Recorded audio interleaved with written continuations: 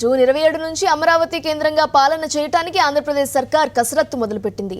ఇప్పటికే వివిధ శాఖాధిపతులకు అద్దె ఇళ్లలో ఆఫీసులు ఏర్పాటు చేసుకోవాలని ఆదేశాలు జారీ చేసింది. మరోవైపు కనీస వసతులు లేకుండా ఆఫీసులు తరలించడంపై సచివాలయ ఉద్యోగులు మండిపడుతున్నారు.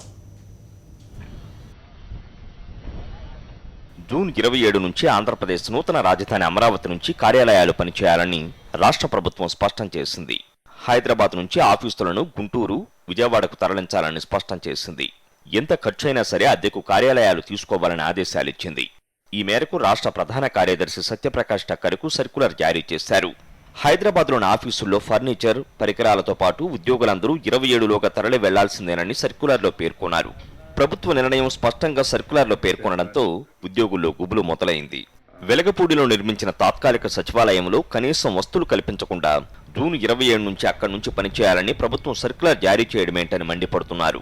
హడావుడి తరలింపుతో పాలన స్తంభించిపోతుందని ఆందోళన వ్యక్తం చేస్తున్నారు.